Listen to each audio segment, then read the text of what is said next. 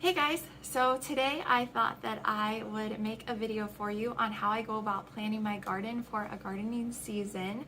I know that when I first started doing this 2 seasons ago that this was the most daunting part because there was so much information out there. There were so many things that I did not think of and had to do on the fly when I was out in my garden planting everything.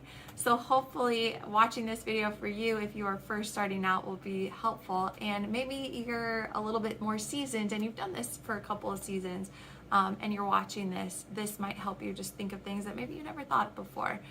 Or maybe it'll just help you, check off that list that you are making to make sure you've got everything.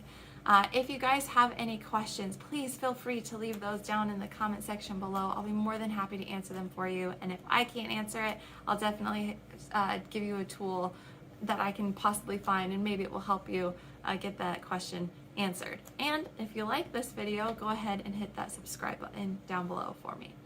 So some of the things that I want to go over today are how to go about thinking, what do you want to grow? And then once you've decided what you want to grow, where you're going to grow it, and then how to maximize the space that you're going to be using. And then obviously as I go through this, I will definitely share some tools and materials that I have used these last couple of seasons to help me be more successful. So just to give you a little bit of background here, especially if you're someone that's brand new and you don't think you can do this, I grew up in the suburbs and my family did not do this. I have no background in gardening, and I have, like I said, been learning as I go. We are working with 1.9 acres, so not too big, not too small, but regardless of the size of area that you are working with, you can have a garden. So hopefully this video will help you in seeing that potential with the area that you are thinking of using. So the first thing that you want to think about is, what do you want to grow? So obviously you don't want to grow anything that you're not going to use, because that would be a waste of your time. So what I did and what my husband did was we made a list of the things that we like. So we were like, we like peas, we like corn, we like green beans, strawberries, things like that. And we came up with a list, I would say maybe 20 things. And then we went with comfort level. So how comfortable were we with having all of these items? Did we think we could handle all of these items? And that's what you should do too. So once you've made your list, just go through and think like, hey, yeah, I could totally take this on, like this isn't gonna be that bad. Or if you're someone that's a little bit more intimidated, maybe cut it in half, maybe only do 1 or 2 things. It's totally up to you. Nobody is gonna judge you on how big or small your garden is. So once you have decided what you're wanting to grow, you need to decide where you're gonna grow this. So for us, we used raised beds. I started with 2 4x12 raised beds, and then last season we added 6 more beds, and then this year we are going to stick with those 8 beds, but we're going to add in a little bit of a tilled section. So that will just give us an idea of how to do the tilling process, but not to where my whole garden is totally tilled and I ruin the whole thing. So that's something you can think about too. And then if you don't have a yard that you can do a big garden in, or a decent sized garden in, you can always look at container planting. So if you have just a porch or a balcony area, you can by all means do container planting. Lots and lots of vegetables and fruits can grow in containers. You just have to be careful of drainage in those containers and the size of the container. So just make sure that you research that for the particular plants that you're going to be using, and you will be perfectly fine. So what I do is, first I do a little good old-fashioned planning with pen and paper, and I lay my entire garden out. Okay, so what you are seeing here is a layout of each one of the boxes in my garden. So what I do is I draw them to scale on this graph paper. That way I can just see how the boxes lay out in the garden themselves to make sure that I'm using the maximum amount of space. So that's the first step. I just decide where everything is going to go. If this is your second, third, fourth season doing this, I highly, highly recommend that you crop rotate.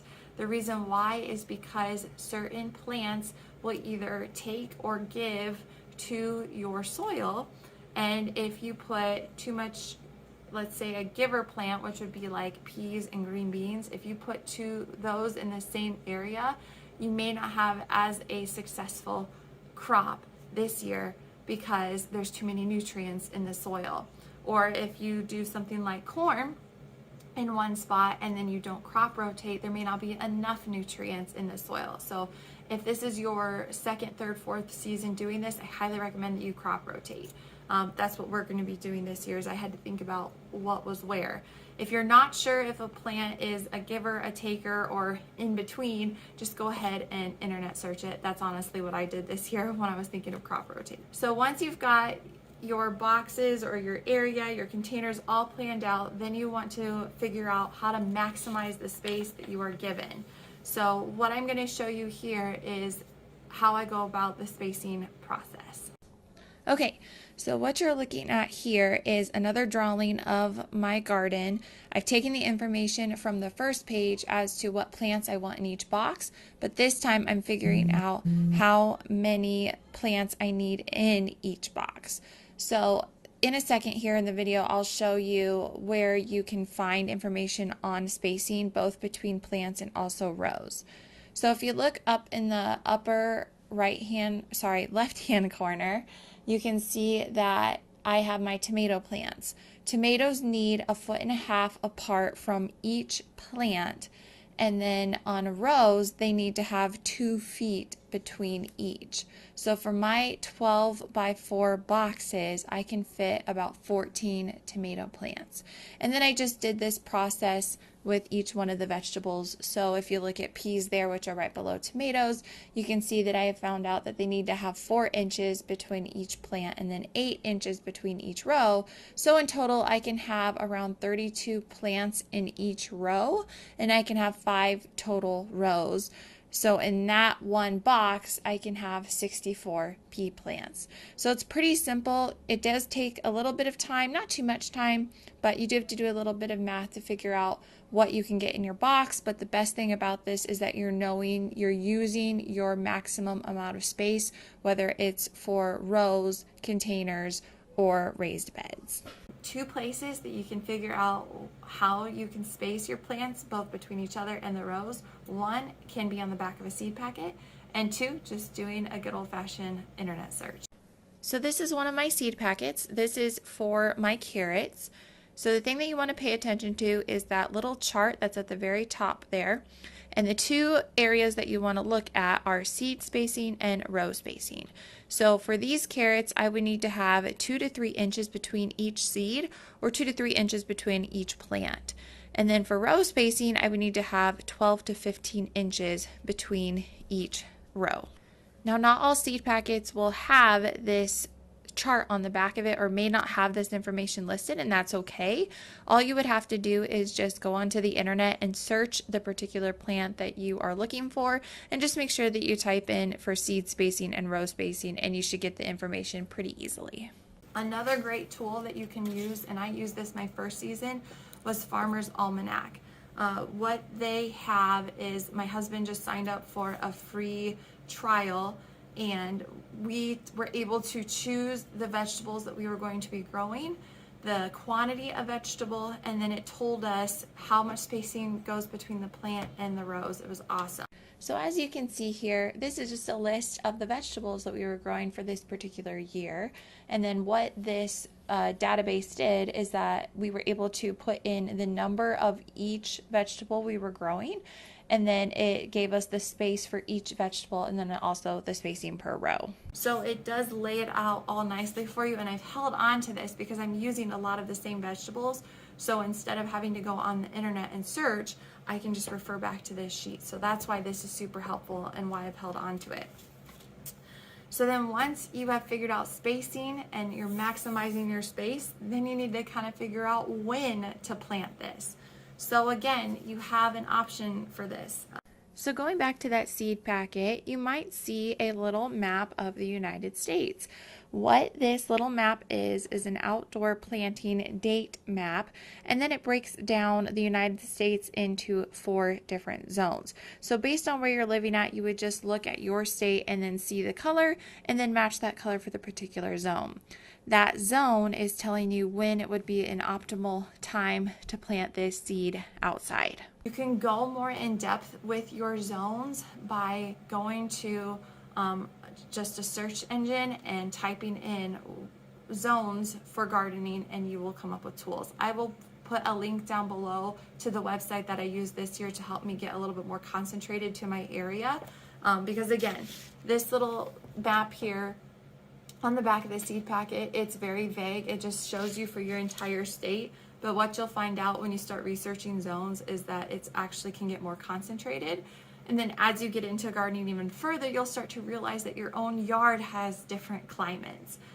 But obviously, if you are just beginning, please, by all means, do not feel like you have to know exactly what each little piece of your yard is, because that would be super overwhelming. Another really helpful thing about that Farmer Arts Almanac tool, I don't know if you saw it when I first held this up, but this cute little color coordinated area here. So what was really nice about this tool is that it gave me 3 different colors, and each one of those colors represents when to sow indoors, when to sow outdoors, and when to harvest. So that was super helpful because it lays out all of the months, and then it shows me based on the bars here when to plant and when to harvest and all that good stuff. So that was a really helpful tool for me. I hope that this video was helpful for you. Again, I know that this can be extremely daunting, but just take it step by step. That's what I did. And if you don't do it perfect your first year, that's totally okay. I know I didn't do things perfectly my first year, and then last season I started figuring a little bit more out, and then this season I'm figuring even more out as I just sit here and plan this. Also know that this might take a little time. I'm a stay-at-home mom with 2 very young kids. I have a 3-month-old and a 2-year-old. So my time is limited. So honestly, this is actually taking me a couple months to do just because I don't have as much free time. So just because I'm a stay-at-home mom doesn't mean that I'm not busy. And I know that there's a lot of you out there that are super busy too, and you're thinking, I can't do this. There's no way. You can. I promise you, you can do this. I also used to work full-time, and that was what I did for the last 2 seasons, was work full-time and do my garden, but I still was able to get a good harvest in. Again, if you have any questions, please feel free to leave those in the comment section below. I'll be more than happy to answer them for you. And if you found this video helpful, go ahead and hit that subscribe button. But other than that, I will see you guys on our next adventure. Talk to you later. Bye.